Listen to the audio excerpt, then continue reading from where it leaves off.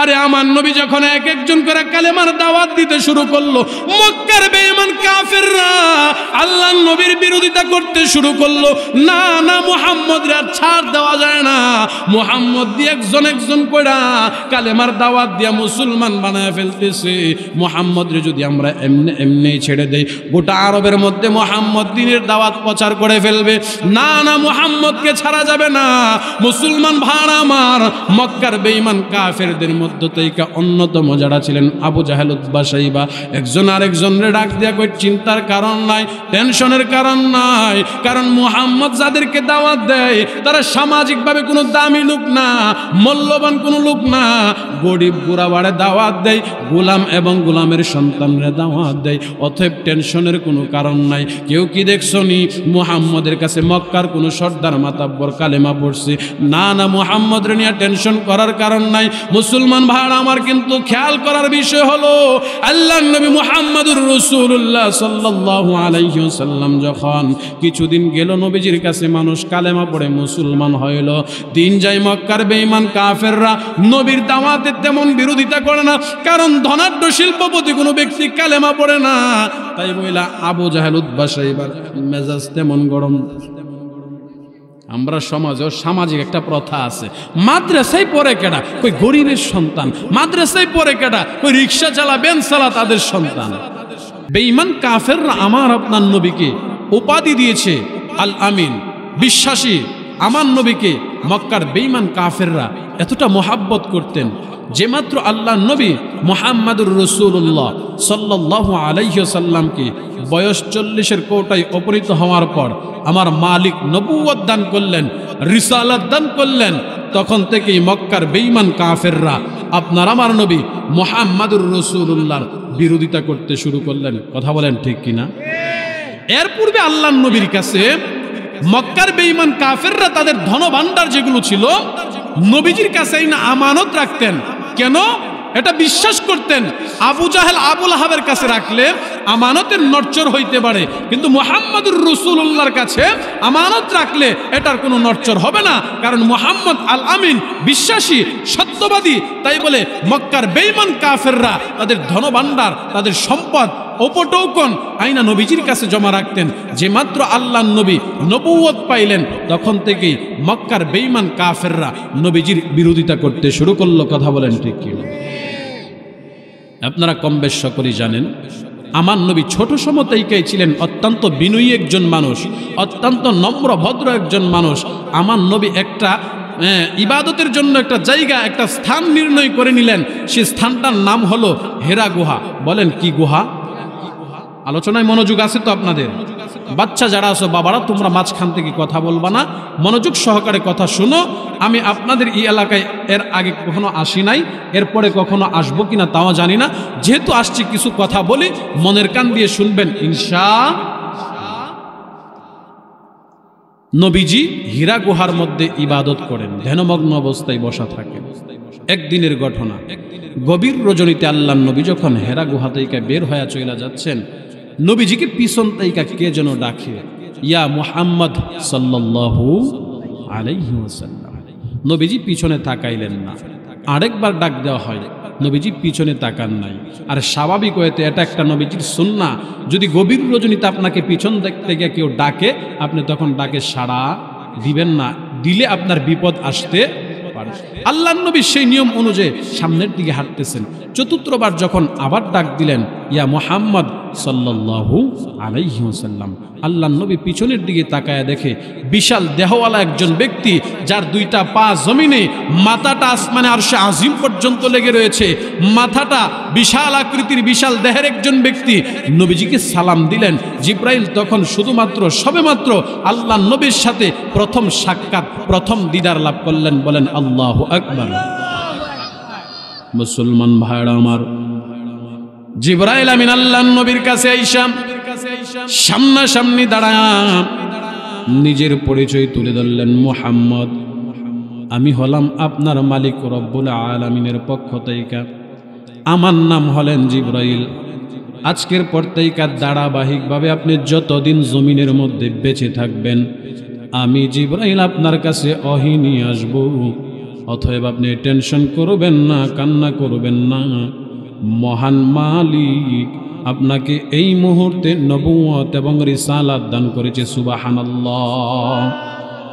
আপনি আগে ছিলেন শুধু মুহাম্মদ, আরে মুহাম্মদ, এখন থেকে আপনি আর শুধু মুহাম্মদ নয়, আপনি সাল্লাল্লাহু আলাইহি ওয়াসাল্লাম, আপনি মালিকের প্রেরিত একজন নবী রাসূল হয়ে গেলেন।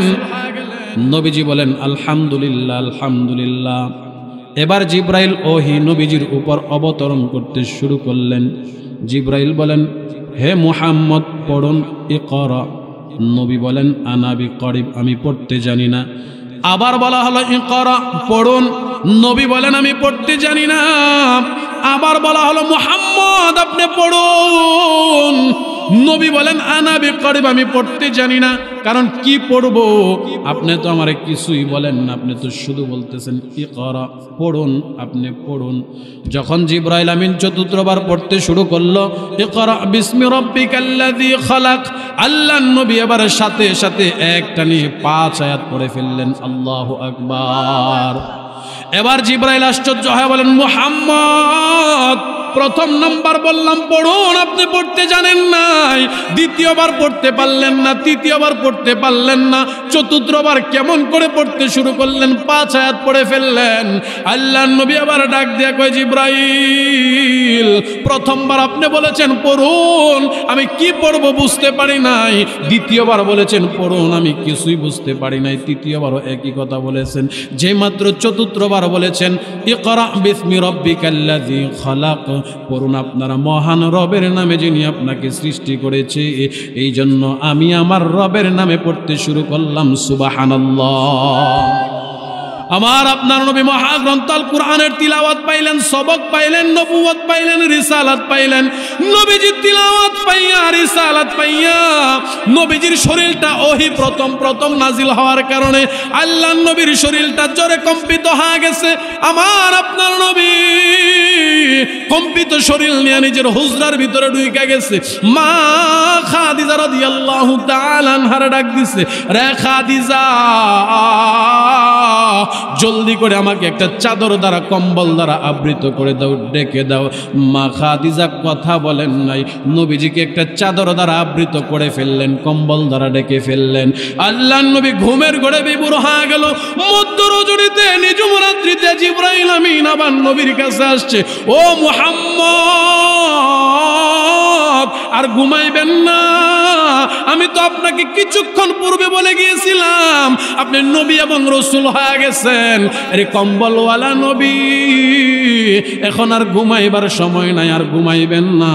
ঘুম থেকে আপনি উঠা যান। মহান মালিক হুকুম করেছে মানুষের কাছে কাছে গিয়া, ধাড়ে ধাড়ে গিয়া এক আল্লাহর দাওয়াত দেওয়ার জন্য, তাওহীদ রিসালাতের কথা বলার জন্য। রে কম্বলওয়ালা নবী আর ঘুমাইবেন না, মানুষের ধারে ধারে গিয়া এক আল্লাহর দাওয়াত পৌঁছায় দেন। আমার নবীর ঘুম ভেঙে গেল। আমার নবীর ঘুম ভাঙার পর মায়ার নবী বিছানার মধ্যে বইসা, এতিম নবী দুইটা চোখের পানি টপ টপ করে ফালা দিয়া কান্না করতেছে। মা খাদিজা দৌড়ায় আসছে, নবী গো গভীর রজনীতে কান্না করতেছেন, কারণটা কি? কে আপনাকে কি বলেছে? কান্নার কারণটা কি? আল্লাহর নবী চোখের পানি ফালায়া ফুফা ফুফা বাচ্চাদের মতো কান্না করে।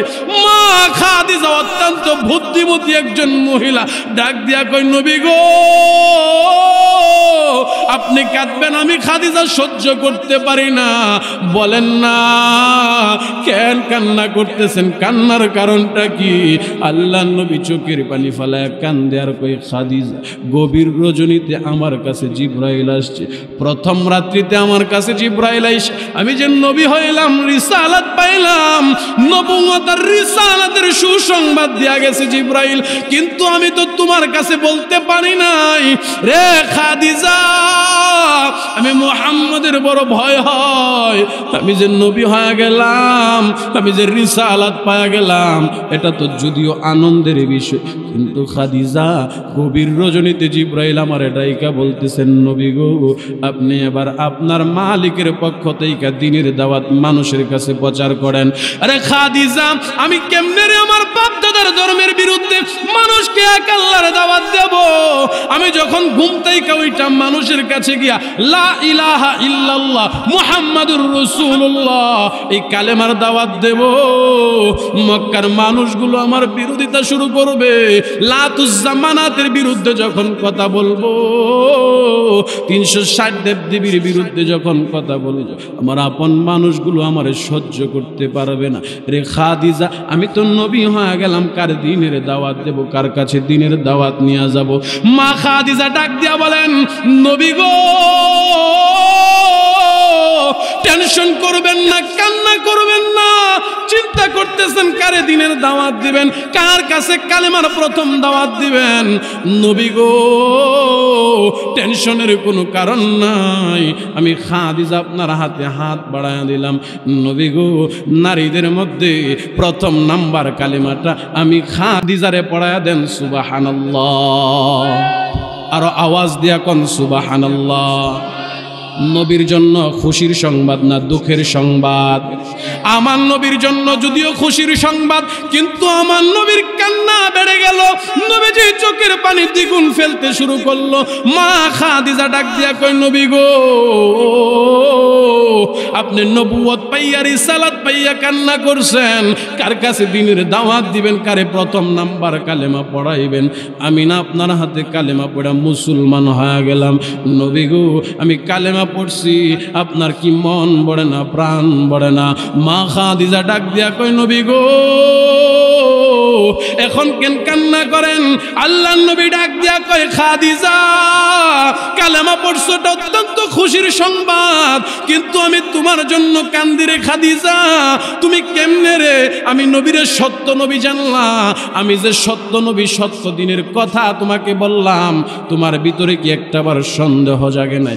রে খাদিজা তুমি দিয়ে একটাবার আমি নবীরে প্রশ্ন করো নাই? লম্বা ইতিহাস মুসলমান। মা খাদিজা ডাক দিয়া কয়, নবী গো কেন জিজ্ঞাসা করি নাই জানেননি? আপনাকে যখন আপনার চাচা আমার বাড়িতে কর্মচারী হিসেবে দিয়া গিয়েছিল, আমি যখন আপনাকে মরুভূমি দিয়া দূরদেশে ব্যবসার কাজে পাঠাইতাম, অন্যান্য সফর সঙ্গীরা এসে বলতো, খাদিজা মুহাম্মদ এমন এক যুবক, যে যুবক মরুভূমির রাস্তা দিয়া হাইটা গেলে কোথাও ছায়া নাই, আসমানের নিচে জমিনের উপরে কোথাও ছায়ার ব্যবস্থা নাই, কিন্তু মুহাম্মদ যেদিক দিয়া হাইটা যায় রে, মুহাম্মদের মাথার উপর মেঘমালার একটা অংশ ছায়া দান করে। আল্লাহু আকবার। মা খাদিজা ডাক দিয়া কই, অনেক অলৌকিক ঘটনা আছে। নবীজি আবার ডাক দিয়া কই, খাদিজা আলহামদুলিল্লাহ তুমি তো কালেমা পড়েছো, সুসংবাদ গ্রহণ করো। ফাদখালাল জান্নাহ, যে ব্যক্তি বলবে লা ইলাহা ইল্লাল্লাহ ফাদখালাল জান্নাহ, জান্নাতের সুসংবাদ তোমাকে দিয়ে দিলাম রে খাদিজা, আমার মালিক তোমাকে জান্নাত দান করবেন। বলেন আলহামদুলিল্লাহ। সংবাদটা ভালো না খারাপ? মুসলমান একজন হয়েছে কি হয়েছে না? নবীর মনটা এবার ভরছে। আমার নবী সুবে সাদেকের সময় যখন পূর্ণিমার চাঁদের রজনীটা যখন নিজুম নিজুম একটা ভাব চলে আসছে, গভীর রজনীতে সুবে সাদেকের পূর্ব মুহূর্তে আল্লাহর নবী আবু বকরের বাড়িতে দৌড়া চলে গেছে। প্রয়োবিত এক সাহাবীর নাম হলো আবু বকর। ওই আবু বকরের বাড়ির সামনে গিয়া দরজার মধ্যে টোকা দেয়। আবু বকর দরজা খুইলা তাকায় দেখে মুহাম্মাদুর রাসূলুল্লাহ সাল্লাল্লাহু আলাইহি ওয়াসাল্লাম দরজার সামনে দাঁড়ানো। এবার আবু বকর ডাক দিয়া কয়, মুহাম্মদ দাঁড়াইছেন তো দাঁড়াইছেন, গভীর রজনীতে চোখের পানি দিয়ে ছাড়তেছেন, কারণটা কি? আমার নবী ডাক দিয়া কয়, আবু বকর নীরব নিস্তব্ধ অবস্থায় তোমার কাছে এসেছি অত্যন্ত গুরুত্বপূর্ণ একটা বিষয় নিয়ে। আরে আবু বকর বলেন, নবী গো বলেন না কি সেই গোপন একটা সংবাদ, গোপন একটা বিষয়? আল্লাহর নবী ডাক দিয়া বলেন, আবু বকর আমি যে গত রাত্রি পরবর্তীতে নবী হয়ে গেলাম, রিসালাত পেয়ে গেলাম। আরে আবু বকর, আমি খাদিজারে দ্বীনের দাওয়াত দিলাম, খাদিজা দ্বীনের দাওয়াত কবুল করে ফেলেছে। এখন আমার মন সাক্ষী দেয়, আমার প্রাণ বলে, আমি যদি তোমার দ্বীনের দাওয়াত দেই রে, পুরুষদের মধ্যে সর্বপ্রথম তুমি আবু বকর কালেমা পড়ে মুসলমান হয়ে যাইবা।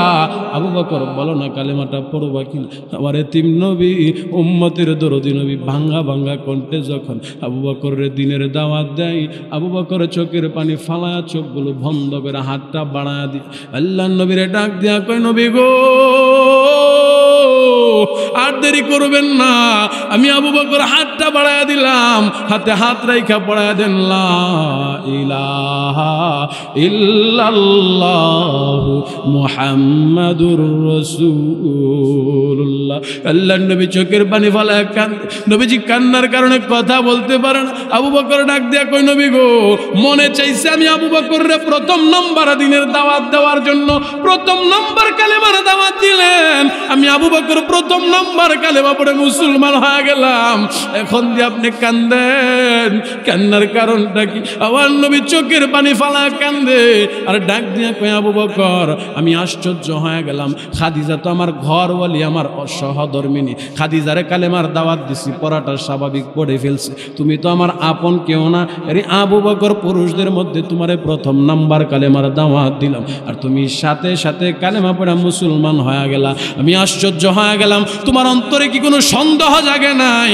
আরে আবু বকর আমি সত্য নবী না মিথ্যা নবী, তুমি একটা বারের জন্য আমাকে প্রশ্ন করো নাই। আবু বকর চোখের পানি ফালায় কান্দে আর ডাক দিয়া কই, নবী গো আজকে নয় কালকে নয়, দীর্ঘ 7 বছর পূর্বে আমি যখন আমার নানার বাড়িতে ঘুমায় রইলাম, নানার ঘরের মধ্যে আমি তাকায়া দেখি ঘুমের ঘরের মধ্যে পূর্ণিমার চাঁদটা আমি আবু বকরের কুলে উদিত হয়ে গেল।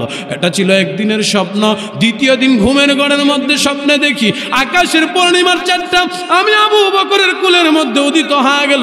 তৃতীয় দিনে কি স্বপ্ন দেখলাম? চতুর্থ দিনের মাথায় দৌড়ায় ঘুম ভাঙার পর তৌরাতের বড় আলেম, তৌরাতের বড় পণ্ডিতের কাছে গেলাম।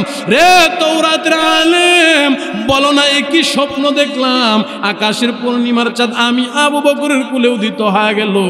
একদিন দেখলাম মনটারে বুঝাইতে পারতাম, দ্বিতীয় দিনও দেখলাম, তৃতীয় দিনও দেখলাম, চতুর্থ দিনও দেখলাম।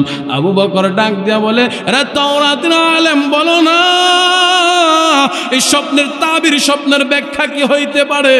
তাওরাতের বড় আলেম ডাক দিয়া বলে, আবু বকর তোর কপাল বড় ভালো রে, আখিরি জামানার একজন নবী আসবে যিনি আইসা প্রথম নাম্বার তোমাকে কালেমার দাওয়াত দিবে। রে আবু বকর দেরি করবা না, যে মাত্র তোমাকে কালেমার দাওয়াত দিবে সাথে সাথে তুমি আবু বকর কালেমা পড়া মুসলমান হয়ে যাইবা, আর দেরি করবা না, আর প্রশ্ন করবা না। আবু বকর ডাক দিয়া কই, নবী গো আজ নয় কাল নয়, 7 বছর পূর্বে আমি ঘুমের ঘরে স্বপ্নে আপনার সুসংবাদ পেয়েছি। আল্লাহু আকবার। সোনার মদিনা আমার প্রাণের মদিনা, সব বলিব কিন্তু তোমায় ভুলতে পারি না, সব বলিব কিন্তু তোমায় ভুলতে পারি না, ভুলিনি ভুলবো না ভুলতে পারি না, আমার সোনার মদিনা আমার প্রাণের মদিনা, সব বলিব কিন্তু তোমায় ভুলতে পারি না, সব বলিব কিন্তু তোমায় ভুলতে পারি না। কথা কোন ঠিক কিনা? আরে আমার নবী যখন এক একজন করে কালেমার দাওয়াত দিতে শুরু করলো, মক্কার বেঈমান কাফেররা আল্লাহর নবীর বিরোধিতা করতে শুরু করলো। না না, মুহাম্মদ আর ছাড় দেওয়া যায় না, মুহাম্মদ দিয়ে একজন একজন করে কালেমার দাওয়াত দিয়া মুসলমান বানায় ফেলতেছে। মুহাম্মদ রে যদি আমরা এমনি এমনি ছেড়ে দেই, গোটা আরবের মধ্যে মুহাম্মদ দ্বীনের দাওয়াত প্রচার করে ফেলবে। না না, মুহাম্মদকে ছাড়া যাবে না। মুসলমান ভাড়া আমার মক্কার বেঈমান কাফেরদের মধ্যে থেকে অন্যতম যারা ছিলেন আবু জাহেল, উতবা, শাইবা, একজন আরেকজনের ডাক দিয়া কই, চিন্তার কারণ নাই, টেনশনের কারণ নাই, কারণ মুহাম্মদ যাদেরকে দাওয়াত দেয় তারা সামাজিকভাবে কোনো দামি লোক না, মূল্যবান কোনো লোক না, গরিব গুড়াবাড়ে দাওয়াত দেয়, গোলাম এবং গোলামের সন্তানরা দাওয়াত দেয়। অতএব টেনশনের কোনো কারণ নাই। কেউ কি দেখছনি মুহাম্মদের কাছে মক্কার কোনো সর্দার মাতাব্বর কালেমা পড়ছে? না না না, মুহাম্মদ রে নিয়ে টেনশন করার কারণ নাই। মুসলমান ভাইরা আমার, কিন্তু খেয়াল করার বিষয় হলো আল্লাহর নবী মুহাম্মদুর রাসূলুল্লাহ সাল্লাল্লাহু আলাইহি ওয়াসাল্লাম যখন কিছুদিন গেল নবীজির কাছে, মানুষ কালেমা পড়ে মুসলমান হইল। দিন যায় মক্কার বেঈমান কাফেররা নবীর দাওয়াতে তেমন বিরোধিতা করে না, কারণ ধনাঢ্য শিল্পপতি কোনো ব্যক্তি কালেমা পড়ে না। তাই বইলা আবু জাহেল উতবা সাইবার মেজাজ তেমন গরম। আমরা সমাজে সামাজিক একটা প্রথা আছে, মাদ্রাসায় পড়ে কেডা কই গরিবের সন্তান, মাদ্রাসায় পড়ে কেডা কই রিক্সা চালা বেন চালা তাদের সন্তান, কই কিনা হইল কথা সত্য। বর্তমান প্রযুক্তির যুগে এখন বের হয়েছে, অ্যানালাইসিস করে বের করা হয়েছে যে অধিকাংশ ডক্টর, ইঞ্জিনিয়ার, ব্যারিস্টারের সন্তানরা এই সমস্ত নূরে মদিনা মাদ্রাসার মধ্যে ভর্তি হয়। কেন কেন কারণ আছে না নাই? কারণটা কইমুখী প্রত্যেক বছর ঈদ মৌসুম আসলে কিছু সাংবাদিক আছে, তারা গিয়া বৃদ্ধাশ্রমে ঢুকে, আর ওই বৃদ্ধাশ্রমে গিয়া মা যারা আছে, বাবা যারা আছে, তাদেরকে বসায় সাক্ষাৎকার নেয়। মা, আপনি বলেন তো, আপনি যে আজকে বৃদ্ধাশ্রমে আসছেন, আপনার পরিচয়টা তুলে ধরেন, আপনার সন্তান কয়জন, আপনার ছেলে মেয়ে কয়জন।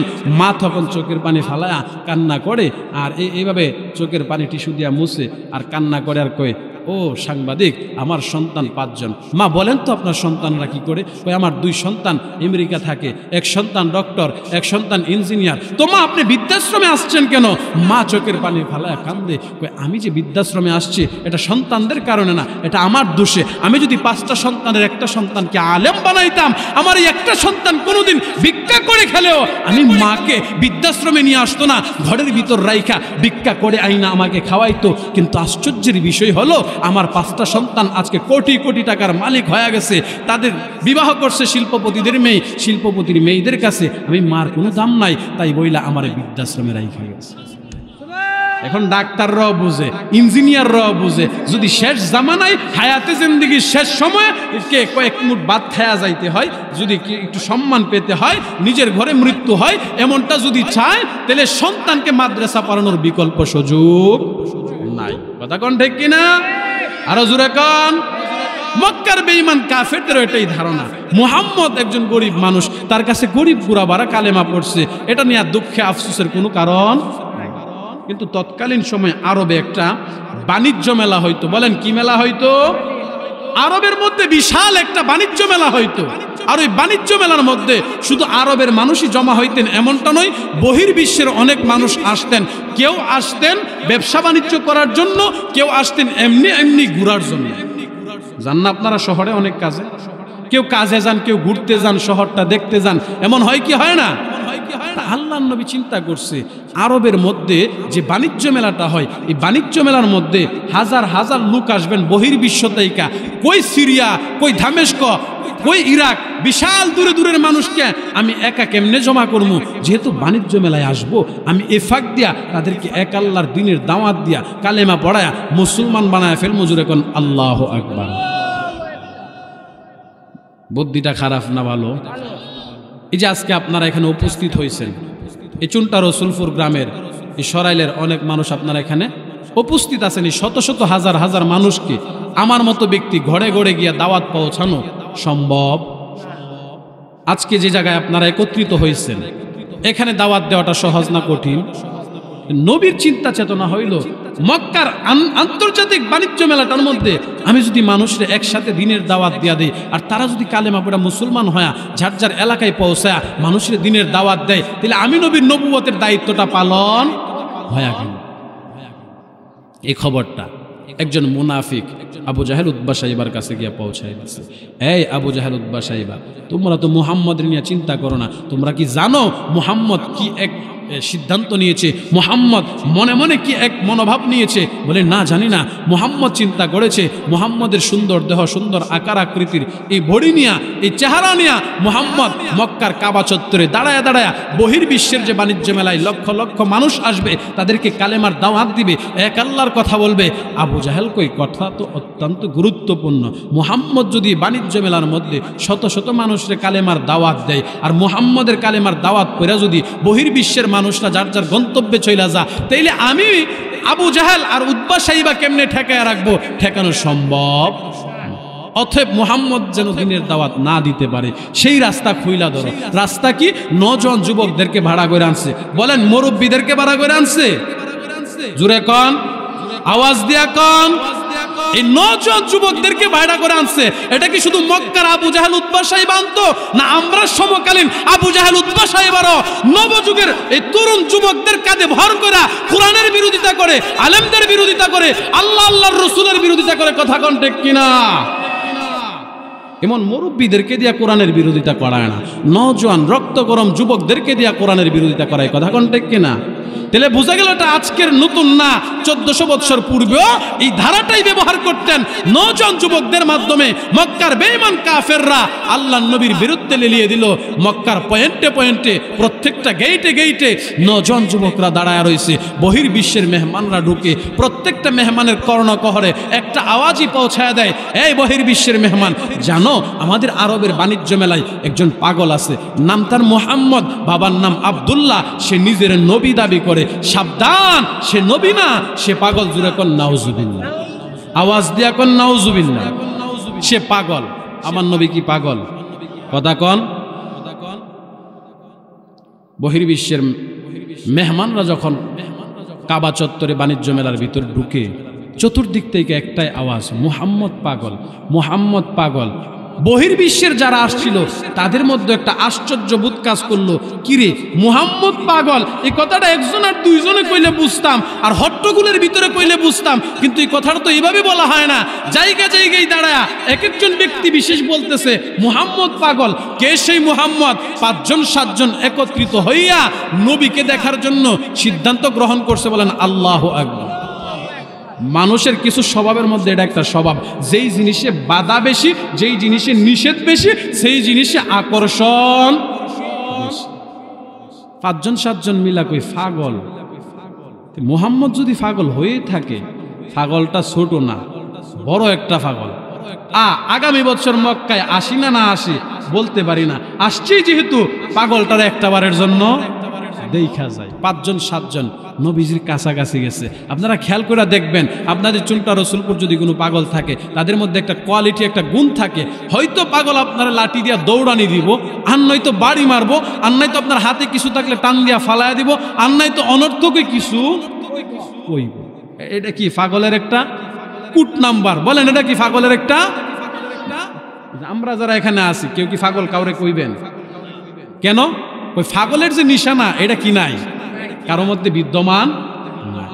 5-7জন নবীজির কাছাকাছি গিয়া দেখে আল্লাহর নবী মুহাম্মাদুর রাসূলুল্লাহ সাল্লাল্লাহু আলাইহি ওয়াসাল্লাম, সুন্দর সুঠাম দেহের অধিকারী আমার নবী আসন ধরে খানায় কাবার সামনে নওজোয়ান একজন যুবক বৈশা রয়েছে। আল্লাহু আকবার বলেন। একজন আরেকজনের কই, কিরি পাগল হইলে তো পাগলের চেহারা এত সুন্দর হওয়ার কথা? পাগলের চুল থাকবো উস্কো খুস্কো, চেহারাতে ময়লা থাকবো, জামাতে ময়লা থাকবো, কিন্তু যে পাগলের কথা মক্কার যুবকরা বলে, এই পাগলের চুলগুলো দেখোস না কেমন কুকরানো কুকরানো বাজে বাজে পড়া রয়েছে। আপনারা কেউ কবি নজরুলে দেখছেন? সরাসরি না দেখলো ছবিতে দেখছেন তো। চুলগুলা কি কুকরানো নি? ভাল লাগে না? আরে কবি নজরুলের চুল যদি কুকরানো থাকলে এত ভাল লাগে? আমার নবী যেই নবীর সৌন্দর্যের সে সুন্দর আল্লাহ কাউরে বানায় নাই, এই নবী কি কম সুন্দর ছিল? এই নবীর চুল কি কম সুন্দর ছিল?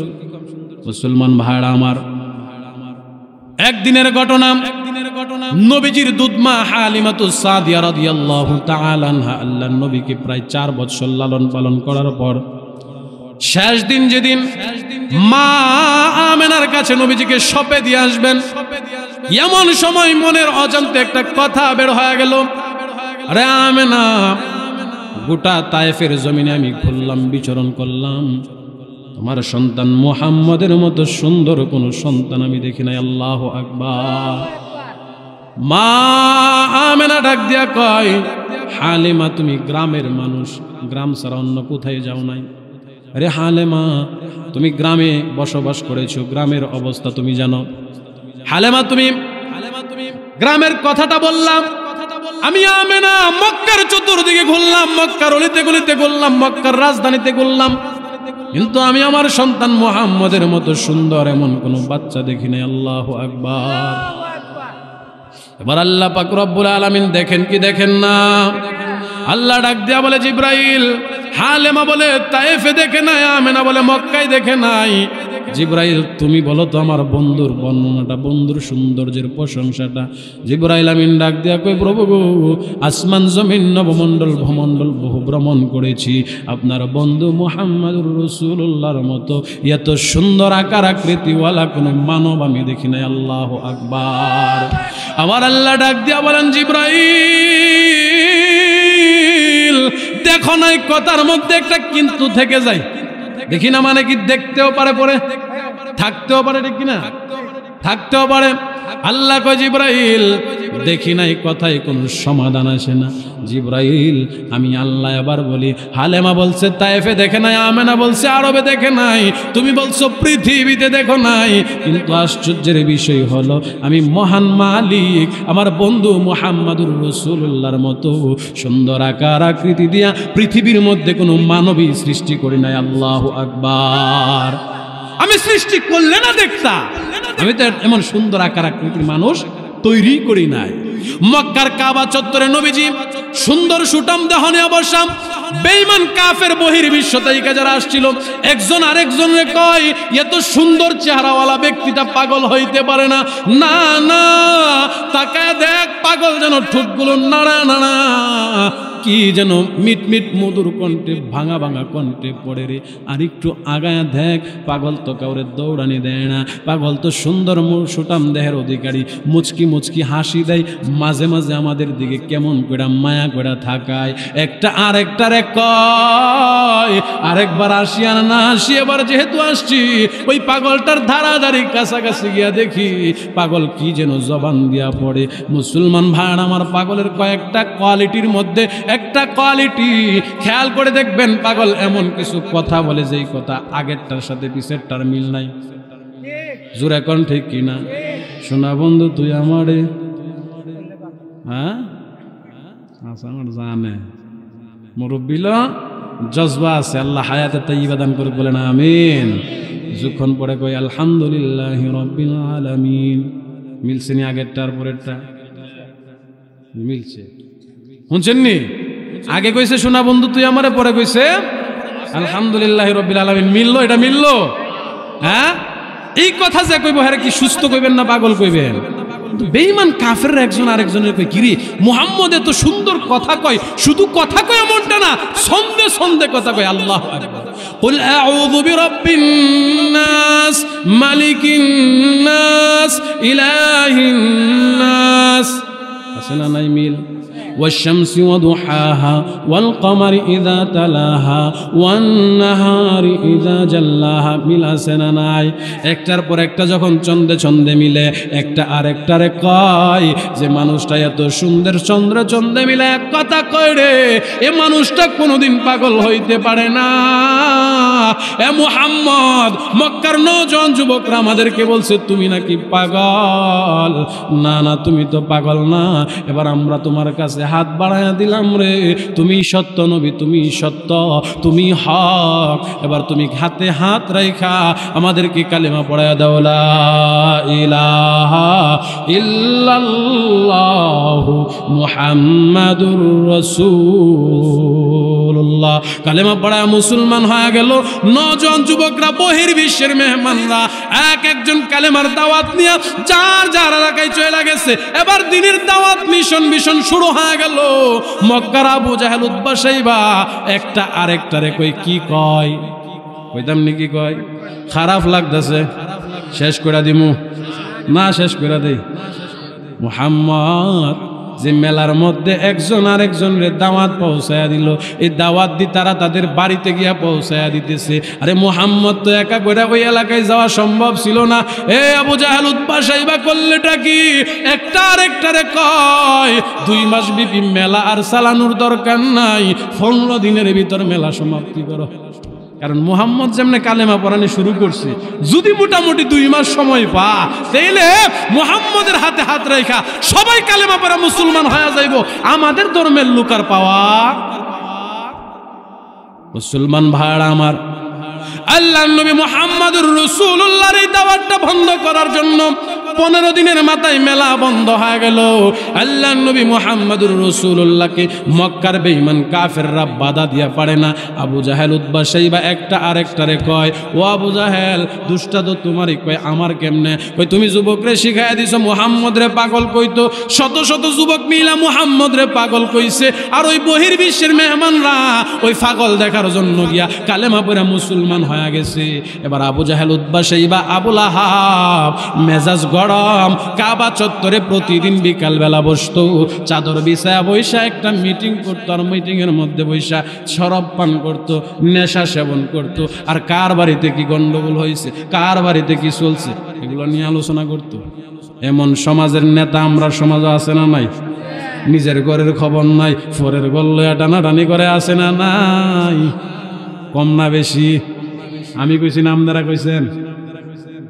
এটা কইছে বুঝা গেল আমি নির্দোষ, যাওয়ার পথে আমার আর আটকানোর সুযোগ নাই। কইছেন তো আমাদের এলাকার কথা, আমি বলি না আপনাদের এলাকা খারাপ। আমি পায়ে হাত রাইখা বলি, সমাজের সর্দার মাতাব্বর যে সমস্ত বাবারা আছেন, বাজান পা দুইটা আগায় দেন, পায়ে হাত রাইখা বলি, এটা অত্যন্ত দামি এক জিম্মাদারি। আপনার দ্বারা যদি একটা যুবকের হক, একটা যুবতীর হক, একজন মার হক, একজন বাবার হক গন্তব্যে পৌঁছায়া যা, আল্লাহ পাক এর বিনিময়ে আপনাকে উত্তম বদলা দান করবেন। বলেন সুবহানাল্লাহ। হক পথে থাকলে আপনাকে আল্লাহ কি দিবেন? উত্তম বদলা। আর যদি রাত্রের বেলা এক প্যাকেট সিগারেট খান, এক প্যাকেট সিগারেট বুঝেন তো, এক প্যাকেট সিগারেট কি গুটখা খালি না? না, এটা হলো নেনজা একটা টেকনিক, মানে নতুন টেকনিক। কেমন? সরাসরি এটা গুস খাইলে এটা কেমন যেন লাগে, নিজের বিবিকেও বাদে। ঠিক আছে, সামসা যেটা আছে নেতা, আমরা সমাজে দেখবেন নেতার সেনেতার সামসার পাওয়ার খুব, আপনার এলাকাত না দেখবেন যে এমপি সাহেব আইছে, মন্ত্রী সাহেব আইছে, চেয়ারম্যান সাহেব আইছে, হ্যাঁ মাগার সিফা সাফাদা ডুইকে একটা ছবি উড়ানোর লাইগা জীবন দেলাইব, তো একটা ছবি নেতার লগে তুইলেই কন্যা গেল। আছে না না এমন নেতা? এই অশিক্ষিত নেতাগুলাই ইসলাম এবং মুসলমানের দুশ্মনী করে, বুঝা না বুঝা, কথা কোন ঠিক কিনা? তো মক্কার বেঈমান কাফেররা সিদ্ধান্ত নিছে খানায় কাবার সামনে বসে মুহাম্মদরে এমনে এমনে ফিরানো যাবে না। যদি মুহাম্মদরে ফিরাইতে হয় কি করতে হবে?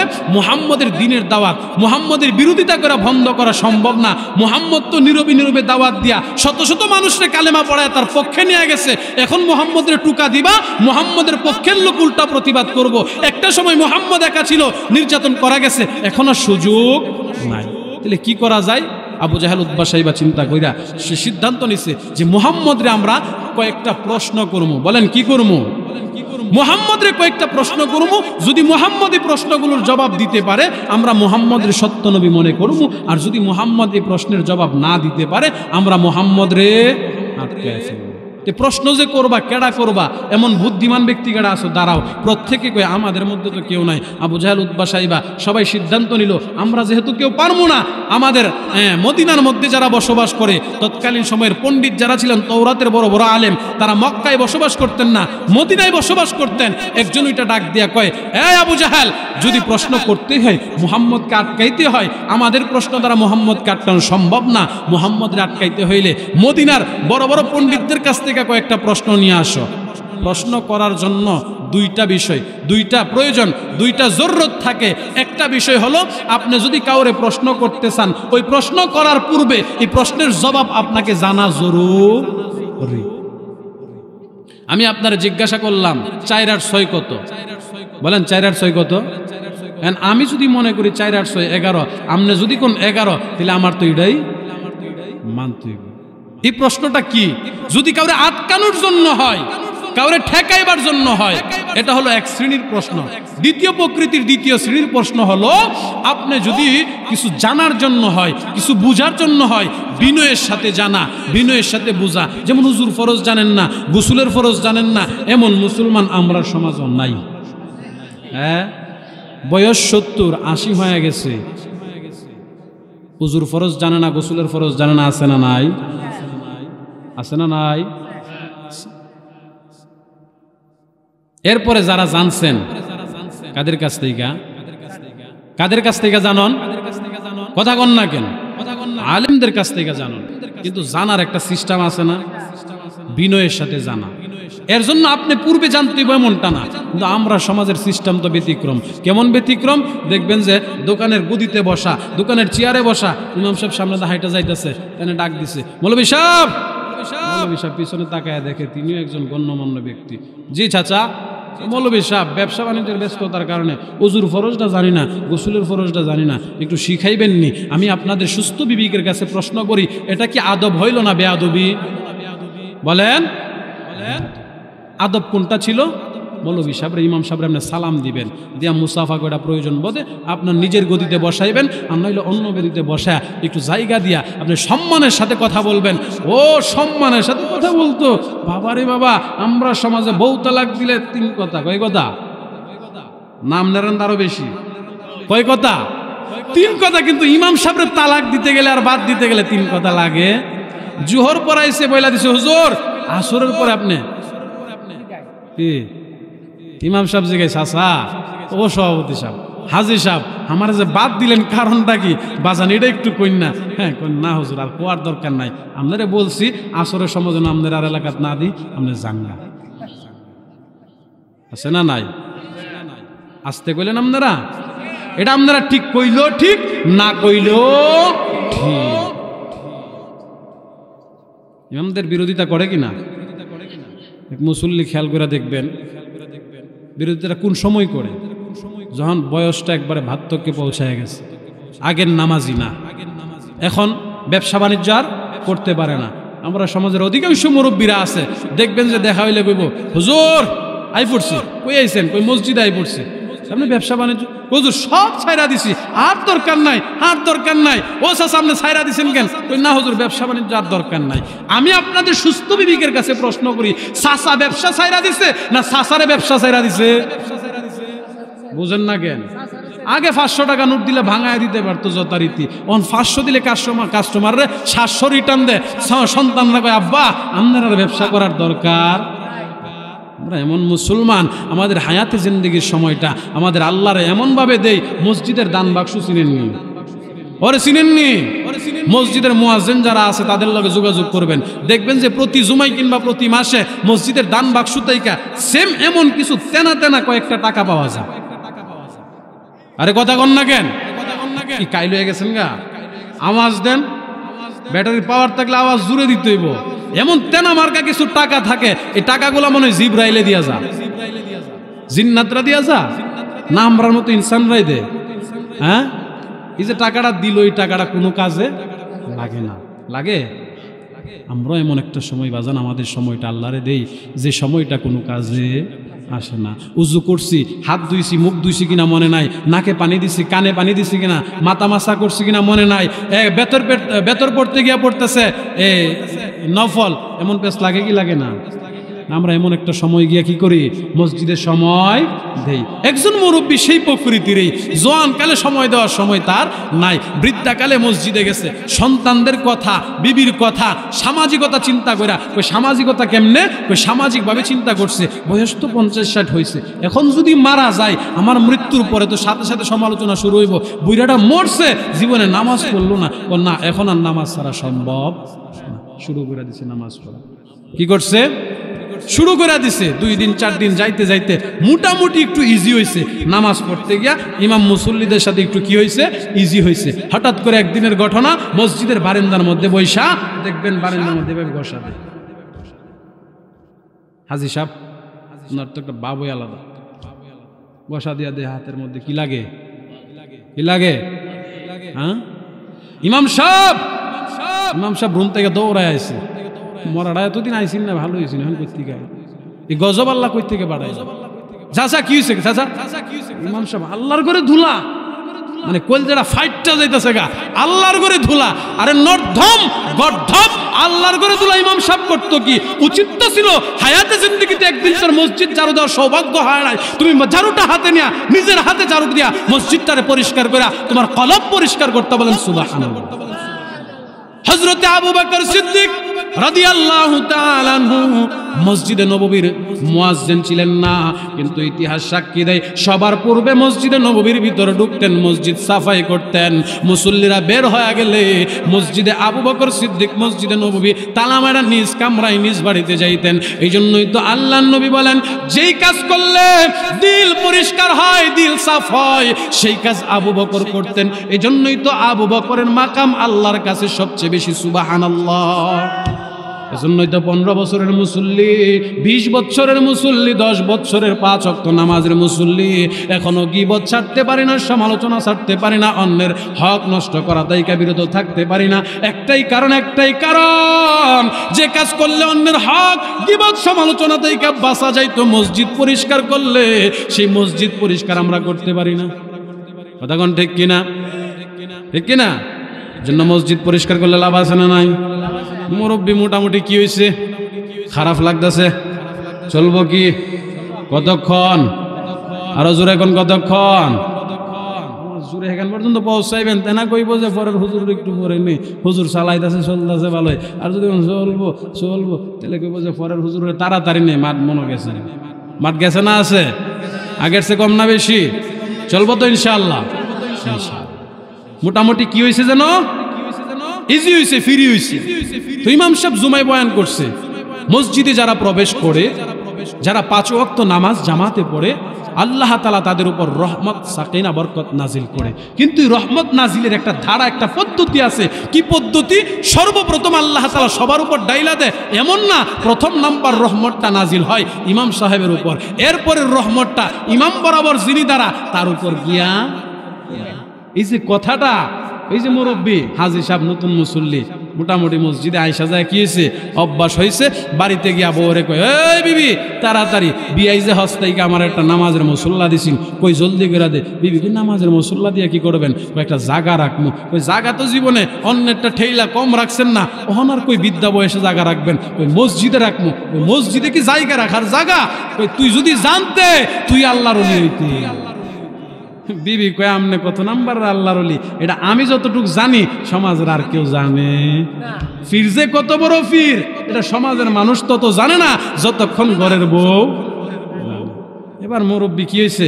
ইজি হয়েছে, নামাজের মুসল্লা নিয়ে একটা বিছাইছে। খেয়াল করে দেখবেন অধিকাংশ মসজিদে এমন এক ভয়ামি কিছু মুসল্লি থাকে, ইমাম বরাবর একটা বিছানা বিছাই দেয়, মুয়াজ্জিনও ডরে কিছু কইতে পারে না, কইলে নিয়ে আবার ধমক ধমক মারে। তিনি তো আবার 4 ফুটের বাপ, সন্তান কয়েকটা বিদেশ থাকে, মুসল্লা যে জায়গায় তুই সেই জায়গায় উনি বইতে। দেখবেন বড় কোনো আলেম আইলে ওইটা জায়গা দিতে নাই। মন নসর বান্দা আছে না নাই? আছে। কিসের আশায় বসছে? কথা কন না কেন? রহমতের আশায়। কি নাজিল হইব? রহমত নাজিল হইব। কিন্তু ঘটনাক্রমে একদিনের ঘটনা, এই নতুন মুসল্লি যে বরাবর দাঁড়াইছে এর সামনে কে যেন, আরে জুরে কন, ইমাম সাহেব। ইমাম সাহেবের কাছে উজু সুইটে যাইতই তো পারে, ইমাম সাহেব তো মানুষ হই, বাতাস বাইরে হয়ে গেছে, বাতাসের তফসির করতে হইব। উজু কি হয়ে গেছে? সুইটা গেছে। কিন্তু মাসআলা হলো ইমামের উজু যদি সুইটা যা, ইমাম সাহেবের বরাবর যিনি আছে, ইমাম সাহেব আস্তে করে টান দিয়া তিনারে সামনে দিয়া, ইমাম সাহেব আস্তে করে পিছনে গিয়া উজু কইরা তহারত হাসিল করে বাকি নামাজ পিছনে দাঁড়ায় সম্পূর্ণ করবেন। জিনারে সামনে বাড়ায় দিবেন, তিনি বাকি নামাজ সম্পূর্ণ করবেন। এখন আপনাদেরকে প্রশ্ন করি, যিনি দাঁড়াইছে তিনি কি মুয়াজ্জিন পিছনে? কোন আলেম? পুরান মুসল্লি না নতুন মুসল্লি? নতুন হাজী সাহেব। ইমাম টানের সামনে, মুসল্লি টানে, ইমাম টানের সামনে, মুসল্লি টানে পিছনে, ইমাম টানের সামনে, মুসল্লি টানে পিছনে। এক পর্যায়ে মুসল্লি বাধ্য হইয়া কইতে শিকার হয়েছে, ও হুজুর আমারে টাইনেন না, আমি কি আর নামাজ পড়াইতে পারবো? সকল মুসল্লি নামাজ চারা কয়, আরে গর্দব, নামাজ যদি নাই পড়ানোর যোগ্যতা থাকে ইমাম বরাবর গিয়া খার হইলে, বুড়া বেটা কয়, আল্লাহ আমি কি আর এই ইমাম বরাবর খার ইসলাম ইমামতি করার লাইগা? আমি তো রহমত আর বরকতের আশা দাঁড়াইছিলাম ইমাম বরাবর। ইমাম সাহেব কয়, আল্লাহ এই সমস্ত নর্দমাদেরকে এভাবেই সাইজ করা লাগবে। কোন কথা বলছিলাম মনে আসেনি? প্রশ্ন করতে হইলে সেই প্রশ্নের জবাব আপনাকে আগে জানা থাকতে হবে। আর দ্বিতীয় নাম্বার প্রশ্ন যদি কাউকে করতে হয়, জানার জন্য আপনি কি করবেন? বিনয়ের সাথে একটা প্রশ্ন জানবেন। মুসলমান দুঃখ আফসোসের বিষয় হলো, কথা সত্য, উজুর ফরজ ধরে ধরে, গুসুলের ফরজ ধরে ধরে ডক্টর শিখাইছে না, ইঞ্জিনিয়ার শিখাইছে না, ব্যারিস্টার শিখাইছে না, শিখাইছে মক্তবের মধ্যে ইমাম সাহেবরা, আলেমরা, হাফেজে কুরআনরা। দাওয়াত ও তাবলীগের মধ্যে সর্বপ্রথম সূচনা করেছেন উলামায়ে হযরতরা। আজকে দুঃখজনক হলেও সত্য কথা, এই জাতির শ্রেষ্ঠ সন্তান উলামায়ে কেরামদেরকে টঙ্গীর ময়দানে ডক্টররা, ইঞ্জিনিয়াররা তাবলীগের নাম দিয়া রক্ত জড়াচ্ছে, তাদের দেহ থেকে রক্ত জড়াচ্ছে। কথা কোন ঠিক কিনা? এমন জালেম আছে না নাই? দেখেন নাই? 2-3 দিন যাবত চলতেছে গন্ডগোল। তারা কি কোনো আলেম, ডক্টর, ইঞ্জিনিয়ার? যদি জিজ্ঞাসা করেন হুজুর ফরজ কই থেকে শিখলা, গোসলের ফরজ কই থেকে শিখলা? আরে নর্ধম, তোর একটাবার আত্মা কাঁপে নাই, হাত কাঁপে নাই? তুই কেমনে হাত দ্বারা, এই আত্মা দ্বারা উৎসাহিত হইলি, উদ্ভিদিত হইলি যে একজন আলেমের গায়ে, হাফেজে কুরআনের গায়ে বাড়ি দিয়া কস আলহামদুলিল্লাহ। আল্লাহ এই সমস্ত জাহেলদেরকে হিদায়াত দান করো। যদি হিদায়াত না থাকে, আবু জাহেল, উতবা সাহেবার মতো দুনিয়া বলে না আমিন। আলেমদের কাছ থেকে শিখে আলেমদের বিরোধিতা করে এমন নাফরমান আছে না নাই? আল্লাহ আমাদের কি নাফরমানি থেকে হেফাজত করে, বলে না আমিন। মক্কার আবু জাহেল, উতবা সাইবা একজন আর একজনরে কয়, মুহাম্মদ রে যদি আটকাইতে হয়, মুহাম্মদ রে এমন কিছু প্রশ্ন করতে হবে। কে সেই প্রশ্নগুলো করবে? মুহাম্মদ রে কে প্রশ্ন করবে? মুহাম্মদ রে প্রশ্ন করার জন্য এমন কেউ তো বীর পালোয়ান, এমন কেউ তো শিক্ষিত কেউ নাই। মুহাম্মদ রে যদি প্রশ্ন করতে হয়, মদিনা থেকে প্রশ্নগুলো নিয়ে আসা হোক। মুসলমান ভাই আমার, মনের কান লাগায় শুনুন, নওজোয়ান 2জন যুবককে পাঠায় দেওয়া হয় মদিনা থেকে একজন পণ্ডিতের কাছ থেকে 3টা প্রশ্ন নিয়ে আসার জন্য। 9 জন যুবকরা দৌড়ায় মদিনায় চলে গেছে। যাইতে যাইতে গভীর রজনী হয়ে গেছে। রাত্রের বেলা তাওরাতের বড় বড় পণ্ডিতদেরকে খুঁজে বের করছে। তাওরাতের পণ্ডিতেরা, জলদি করে আমাদের কেমন 3টা প্রশ্ন বের করে দাও, যে 3টা প্রশ্ন করলে আব্দুল্লাহর সন্তান মুহাম্মদ রে আটকানো যাবে। কে সেই মুহাম্মদ জানি? যেই মুহাম্মদের বাবার নাম হলেন আব্দুল্লাহ। মুহাম্মদ কোনো স্কুল, কলেজ, ইউনিভার্সিটিতে শিক্ষা গ্রহণ করেন নাই। মুহাম্মদের কোনো শিক্ষক নাই। মুহাম্মদ একজন মূর্খ, মুহাম্মদ একজন অশিক্ষিত। সে নিজের নবী দাবি করে। এ তাওরাতের পণ্ডিতরা, তাওরাতের আলেমরা, বলো আমরা মুহাম্মদ রে কেমনে নবী হিসেবে মানি? তার তো কোনো শিক্ষক নাই, তার তো কোনো উস্তাদ নাই। এই যে কথাগুলো তাওরাতের আলেমদের কাছে বলার পর, তাওরাতের আলেমরা গভীর রজনীতে একাকিত্ব নির্জনে বৈশা 3টা প্রশ্ন খুঁজে খুঁজে বের করছে। রে মক্কার বেঈমান কাফেররা, আমরা তোমাদেরকে 3টা প্রশ্ন শিখায় দেই। মুহাম্মদ রে 3টা প্রশ্ন করবা। যদি মুহাম্মদ সত্য নবী হয়ে থাকে, মুহাম্মদ 3 প্রশ্ন 3 কথার জবাব দিতে পারবে। আর যদি মুহাম্মদ মিথ্যা নবী হয়, মুহাম্মদ 3 প্রশ্নের জবাব দিতে পারবে না। যদি মুহাম্মদ 3 প্রশ্নের জবাব দিয়ে ফেলে, বুঝে নিবা মুহাম্মদ সত্য নবী। আর যদি না দেয়, বুঝবা মিথ্যা নবী। তারপরেও বলে না, যদি 3 প্রশ্নের জবাব দেয়, হাতে হাত রেখে কালেমা পড়বা। এই কথা বলে নাই, বলেছে মুহাম্মদ যদি 3 প্রশ্নের জবাব দিতে পারে, বুঝে নিবা মুহাম্মদ সত্য নবী। এই যে প্রশ্নগুলো নিয়ে মক্কার মধ্যে 9 জন যুবকরা আসলো। আবু জাহেল, উতবা সাইবা, আবু লাহাবের কর্ণকহরে প্রশ্নগুলো পৌঁছায় দেওয়ার পর আবু জাহেল, উতবা সাইবা দৌড়ে আল্লাহর নবীকে খানায় কাবার সামনে গিয়ে ঘেরাও করে ধরছে। আমার আপনার নবী রাহমাতুল লিল আলামিনের প্রতিদিনের একটা অভ্যাস ছিল, খানায় কাবার সামনে বৈশা নবীজি খানায় কাবাকে বড় মহাব্বত করতেন। করবেন এই না কেন? পৃথিবীতে এমন একটা ঘর আল্লাহ স্থাপন করেছে, রেখেছে, যে ঘরের দিকে তাকায় থাকলে সগীরা গুনাহ মাফ হয়। যতক্ষণ তাকায় থাকবে রে মুসলমান, ততক্ষণ আমল নামার মধ্যে আল্লাহ সওয়াব দান করেন। সুবহানাল্লাহ। মুসলমান ভাই আমার, খেয়াল করে শুনুন, আল্লাহর নবী মুহাম্মদুর রাসূলুল্লাহ সাল্লাল্লাহু আলাইহি ওয়াসাল্লাম ডাক দিয়া বলে, চাচা আপনারা চতুর্পাশ দিয়ে আমি মুহাম্মদ রে ঘেরাও করে ধরেছেন, কি বলবেন? কিছু বলবেন কিনা বলেন। চাচা আবু জাহেল ডাক দিয়া কই, মুহাম্মদ তুমি আমাদের রক্তের মানুষ, বংশের মানুষ, তোমার সাথে আমাদের কোনো বিরোধিতা নাই, জায়গা জমি নিয়ে বিরোধ নাই। রে মুহাম্মদ, তোমারে আমরা ছোট্ট সমতাইকা আল আমিন জানি। একটা জায়গায় বিরোধিতা, আমরা দেব দেবীরে মানি, 360 মূর্তি মূর্তির পূজা করি আর তুমি এক আল্লাহর কথা বলো। রে মুহাম্মদ, আমাদের ধর্মের বিরোধিতা করো, আমরা এই কথাটা মানতে পারি না, এই কথাটা আমরা মনোযোগ সহকারে নিতে পারলাম না। মুহাম্মদ বলো, তোমাকে আমরা এখন 3টা প্রশ্ন করব, যদি তুমি 3টা প্রশ্নের জবাব দিতে পারো রে মুহাম্মদ, আমরা বুঝে নেব তুমি সত্য নবী, আর যদি 3 প্রশ্নের জবাব না দিতে পারো বুঝে নেব তুমি মিথ্যা নবী। অতএব 3 প্রশ্নের জবাব না দিতে পারলে তোমাকে মক্কা থেকে বের করে দেওয়া হবে, এই দিনের দাওয়াত বন্ধ করে দিতে হবে। আল্লাহর নবী বসা থেকে দাঁড়ায় ডাক দিয়া কই, রে চাচা, আপনারা যা বলেছেন আমি মুহাম্মদ শুনেছি, 2টা কান দিয়া শুধু ঢুকাইছি, এখন আমি যা বলি আপনারা মনের কান লাগায়া শুনেন। এই জমিন আল্লাহর, এই আসমান আল্লাহর, নবমণ্ডল সব কিছুর মালিক কে? জুরে কন, আরো জোরে কোন কি? আল্লাহর জমিনে আল্লাহর দ্বীনের দাওয়াত দিতে গেলে কোনো ব্যক্তির পারমিশন লাগে না, কোনো ব্যক্তির অনুমোদন লাগে না রে চাচা।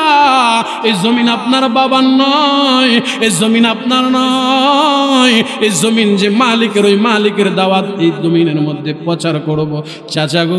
কিন্তু যেহেতু আমার 3টা প্রশ্নের সম্মুখীন করেছেন, যেহেতু চ্যালেঞ্জের মোকাবেলা করেছেন রে চাচা,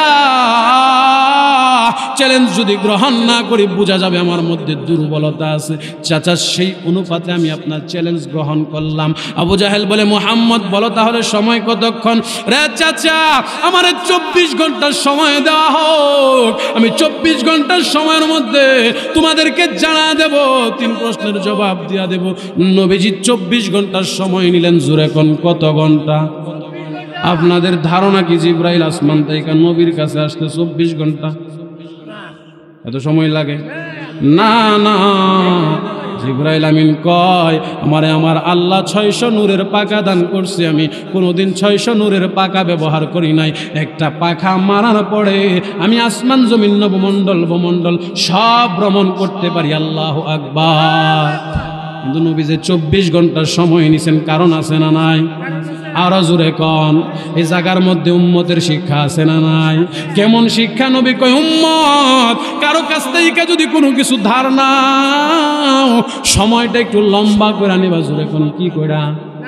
যদি লাগে 5 দিন সময় নাও, 10 দিন, যদি লাগে 10 দিন সময় নাও, 20 দিন, যদি লাগে 20 দিন সময় নাও, 1 মাস। কেন কইছি? কারণ আছে না নাই? কারণটা পরে কইতাছি, কিন্তু আমরা সমাজের বাস্তব চিত্রটা আগে কই। বাস্তব চিত্র হইল, বউয়ের এখন ডেলিভারি কেস চলতেছে, দৌড়ায় গেছে চাস্তল ভাইয়ের কাছে, দৌড়ায় গেছে মামার কাছে, দৌড়ায় গেছে পাড়াপড়শি বন্ধুর কাছে, বন্ধু জলদি করে 5000 টাকা দিবি কখন? ঘুরতিটা আইতাছি আর দিতাছি, ঘুরতিটা আইতে আইতে 2.5 বছর গেছে। কয় বছর? কথা কন না কেন? 2.5 বছর পরে বন্ধুর দেখা হয়েছে, বন্ধু সাথে বিয়ে রেলে হাঁটতেছে, বন্ধু মুখদা কয় না, কি কয়? আঙ্গুল দিয়ে 5টা জেনেছিলি দিতি না। ধর বেটা, ধর বেটা, তোদের কোনো আক্কল জ্ঞান নাই, তোদের কোনো শরম লজ্জা নাই। জাগা জাগায় সকল জায়গায় ছায়া বইয়া 10-5,000 টাকা কি এলাকা ছেড়া দিমু? তিনার বড় শরম আছে, তিনার বড় গুর্তি দায় কই 2.5 বছর গেছে গা, তিনার বড় কি আছে? শরম আছে। এমন শরমওয়ালা লোক আমরা সমাজে কম না বেশি? আরো জোরে এখন কম না বেশি? বেশি। আমার নবী কয়, উম্মত যদি তুমি কারো কাছ থেকে দেনা করো, কারো কাছ থেকে ধার নাও, যদি তোমার সময় লাগে 5 মিনিট সময় নিবা, 10 মিনিট যদি সময় লাগে 1 দিন সময় নিবা, 2 দিন। কারণটা কি? কারণটা হইল 2টা লাভ হবে তোমার। প্রথম নাম্বার লাভ, যদি তুমি মানুষের কাছ থেকে লম্বা সময় নিয়া তুমি ধার নাও, হাওলাত নাও, ওই সময়ের ভিতর তুমি টাকাটা পৌঁছায় দিতে পারো। সময় যদি বেশি নাও, ওই সময়ের ভিতর তুমি তার কাছে কি করতে পারবা? পাওনাটা পৌঁছায় দিতে পারবা। 2য় নাম্বার পুরস্কার, 2য় নাম্বার লাভ হইল তার সঙ্গে আগে যে সম্পর্ক ছিল, এরপরে সময় মতো পাওনা আদায় করে দিলে সম্পর্ক আরো দ্বিগুণ বেড়ে যাবে, ঠিক কিনা?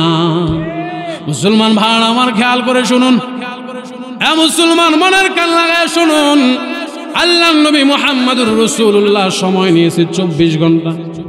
জুরে কোন কয় ঘন্টা? 24 ঘন্টার সময় নিল। নবীজির 24 ঘন্টা অতিক্রম হয়ে গেল। পরের দিন 48 ঘন্টা অতিক্রম হয়ে গেল। মক্কার আবু জাহেল, উতবা, সাইবা, আবু লাহাব আল্লাহর নবীকে চতুর্দিক দিয়ে ঘেরাও করে ফেলছে। রে মুহাম্মদ বলেছে 24 ঘন্টা, এখন 48 ঘন্টা হয়ে গেল, এখনো যদি তুমি প্রশ্নের জবাব দিতে পারো নাই। মুহাম্মাদুর রাসূলুল্লাহ চোখের পানি ফেলায় টপ টপ করে কান্না করতেছে। এবার আবু জাহেল ডাক দিয়া কই, বাতিজা কান্নার কারণ কি? তুমি যদি না পারো আমাদেরকে জানা দাও। আল্লাহর নবী চোখের পানি ফেলায় কান্দে আর ডাক দিয়া কই, চাচা আপনারা তো জানেন, জানার কথা, আমি মুহাম্মদ নিজে থেকে কিছু বলি না যতক্ষণ আমার মালিক কিছু না বলে। আমার মালিক ততক্ষণ কিছু, জিব্রাইল যতক্ষণ আমার কাছে কিছু না বলে আমি ততক্ষণ কিছু বলি না। জিব্রাইল যতক্ষণ না বলে, আল্লাহ যতক্ষণ না বলে, জিব্রাইল ততক্ষণ বলে না। মুহাম্মদ হারগিজ না গুফতা তা না গুফতা জিব্রাইল, জিব্রাইল হারগিজ না গুফতা তা না গুফতা রব্বুল জালিল। নবীজি বলেন আমি ততক্ষণ কিছু বলি না যতক্ষণ জিব্রাইল আমার কাছে কিছু না বলে। জিব্রাইল ডাক দিয়া কয়, আমি ততক্ষণ কিছু বলি না যতক্ষণ আমার মহান মালিক কিছু না বলে। নবী গো, আপনি আবার জলদি করে প্রশ্নের জবাবগুলো দিয়া দেন।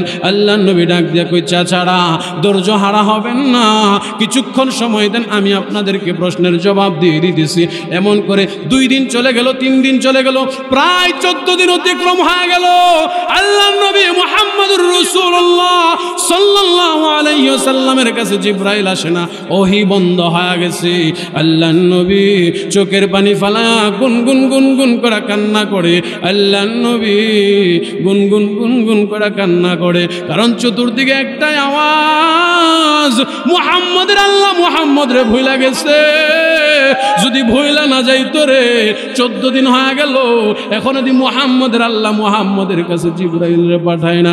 নবীজির চাচি ছিল উম্মে জামিল, মক্কার কাবা চত্বরে ঘুরে আর মানুষদেরকে ডাক দিয়া কয়, মুহাম্মদ রে আমাদের চেয়ে বেশি ছিল না।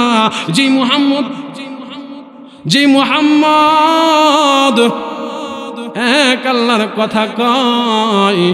আজকে সে এক আল্লাহ মুহাম্মদ রে ভুইলা গেছে। কে ভুইলা গেছে? আল্লাহ ভুইলা গেছে। এই কথাটা কত বড়, কত ওজনদার। যার সাথে আল্লাহর কালেকশন যত বেশি, ওই ব্যক্তির অন্তরে মায়া এবং দুঃখটা লাগবে তত বেশি। আপনাদের এই সুন্ডা রসুলপুর বাজার আছে না নাই? এই বাজারের মধ্যে চার দোকান আছে না? খেয়াল করে দেখবেন, চার দোকানের কেটনিগুলা চিপ্পা গেছে, কাফের ডেড়াগুলা ভাঙা গেছে, বাঁশ পায়রা বেঞ্চ বানাইছে, মানে টেবিল বানাইছে, উপর থেকে রহমতের পানি পরে চাল দিয়া। কিন্তু মাগার এটার ভিতরে 48 ইঞ্চির একটা কি যেন আছে, আপনার এলাকাত নাই? হ্যাঁ আছে না নাই? আছে। টেলিভিশনের ভিতরে খবর যারা আছে না নাই? অনেক মুরব্বীরা বইয়া দেয় খবর দেখার লাইগা। একজন মুরব্বী বইয়া বইয়া খবর দেখতেছে। এই উদাহরণটা দিলে বুঝতে পারবেন নবীর অন্তরের মধ্যে কি পরিমাণ কষ্ট লাগছিল, যে আল্লাহ মুহাম্মদ রে ভুইলা গেছে, এটার ওজন কেমন হইতে পারে। এই ছোট্ট উদাহরণটা দিলে আপনারা বুঝতে পারবেন। এটা বলে আলোচনা শেষ করে ফেলবো, যেহেতু আমার পরের আলোচক চলে আসছেন। আলোচক বসে আলোচনা করার অভ্যাস নাই, কিন্তু এরপরেও কথাগুলো একটু গুছানোর জন্য না বললে বুঝবেন না। চাচা কইলেই গুছানো সম্ভব। এবার যদি গুছায়া জায়গা পরের বার কে তাহলে পরের বারের লাগে কিছু রাখা দরকার না। যদি আল্লাহ আমারও হায়াত দান করে, আপনাদেরকেও হায়াত দান করে, আসমানি ফাইসালা হয়, রিজিক থাকে, তাহলে না পরের বার আসা। দেখবেন খবর যাইতাছে আইতাছে, খবর পাটিকা খবর পাঠ করতেছে। এই মুহূর্তে তাজা খবর, ঢাকা গাজীপুর 5 তলা ভবন থেকে 7 বছরের একটা শিশু বাচ্চা পড়ে মারা গেছে। খবরটা দুঃখের না সুখের? দুঃখের। এই দুঃখটা আপনার আমার কাছে, রসুলপুর গ্রামের বাজারে বসে আছে, শুনতেছে, ওনার কাছে কতটুক ওজনদার। তিনি দেখবেন চা খাইতেছে, আর আরেক ট্যাঙের উপরে তো এক হাতে সিগারেট আর এক হাতে চা লাগায় কইতেছে, কেমনে রে এই বাচ্চাটার মা বাপ কেমনে সহ্য করবো? না চিৎকারবেন, কানবেন? আপনি এতটুক বলবেন, কেন বলবেন? আপনি মানবিক জীব, আপনার ভিতরে মানবতা আছে। এই দৃষ্টিকোণ থেকে আপনি বলছেন, কেমনে রে এই বাচ্চাটা ছাদের উপর থেকে পড়লো, কেমনে মারা গেল, এই বাচ্চার মা বাপ কেমনে সহ্য করব। এটা হচ্ছে গাজীপুরের বাচ্চার ঘটনা। কিন্তু আপনার বাড়ি রসুলপুর, আপনার ছোট্ট একটা ভাতিজা দৌড়ায় গেছে। চাচা আপনি চার দোকানে বসে টিভি দেখতেছেন আর চা পান করতেছেন, আপনার ছোট্ট 7 বছরের আব্দুর রহমানটা পানি পুরা মারা গেছে। আপনি কইবেন, ভাতিজা তুমি যাও, আমি চাটা পান করে আইতেছি। কথা কন না কেন? বিকট আওয়াজ দিয়া চার কাপ ফালায়া জুতা মোজা ফালায়া দৌড় দিবেন, দৌড়ায়া যাইবেন সন্তানের কাছে। কেন? আগেরটা তো মৃত্যুর সংবাদ, পরেরটাও মৃত্যুর সংবাদ। দুই সংবাদের মধ্যে রাত আর দিনের তফাৎ যেমন, রাত আর দিনের তফাৎ যেমন, দুইটা মৃত্যুর সংবাদের মধ্যে তফাৎ। আল্লাহ মুহাম্মদরে ভুইলা গেছে। আল্লাহ নবীর মহাব্বতটা ছিল এমন, সন্তান আর বাবা মার মহাব্বতটা ছিল যেমন। সন্তান মারা যাওয়ার পর সারকা ফালায়া দৌড়ায় গেছে, আল্লাহ মুহাম্মদরে ভুইলা গেছে। নবীজির কলিজা ফেটে চৌচির হয়ে গেছে। আল্লাহ, দুনিয়ার সব মানুষ যদি আমারে ভুইলা যা, সারে দুনিয়া হ মুখালিফ, কুছ नहीं नुकसान है, डर नहीं है, गम नहीं है, जब खुदा रहमान है। तमाम পৃথিবীর মানুষ যদি আমারে ভুইলা যা, আমি মুহাম্মদের দুঃখ নাই, আফসোস নাই। কিন্তু তুমি মালিক যদি আমারে ভুইলা যাও, আমার দুঃখ আফসোসের শেষ নাই। আল্লাহ, 48 ঘন্টা গেল, 72 ঘন্টা গেল, এমনভাবে 14 দিন অতিক্রম হয়ে গেল। 14 দিনের ভিতর আমার কাছে কোনো ওহী আসে না। আল্লাহ, আমি তাদের কাছ থেকে 24 ঘন্টা সময় নিয়েছিলাম। আল্লাহ পাক রব্বুল আলামিন মুহাম্মাদুর রাসূলুল্লাহ সাল্লাল্লাহু আলাইহি ওয়াসাল্লামের কাছে 14 দিন পরে 15 দিনের মাথায় এক রিওয়ায়াতে আসছে, জিবরাইল আমিনকে ওহী দিয়া পাঠাইছে। সুবহানাল্লাহ। বাকি কথাগুলো রয়ে গেল, আসমানি ফাইসালা যদি কখনো হয় ইনশাআল্লাহ এই কথাগুলো আপনাদের সামনে উত্তোলন করব। আল্লাহ পাক যে কথাগুলো বলছি আমাকে এবং আপনাদেরকে সে কথাগুলো অনুপাতে আমল করার তৌফিক দান করুক বলে আমিন। আসসালামু আলাইকুম ওয়া রাহমাতুল্লাহি ওয়া বারাকাতুহু।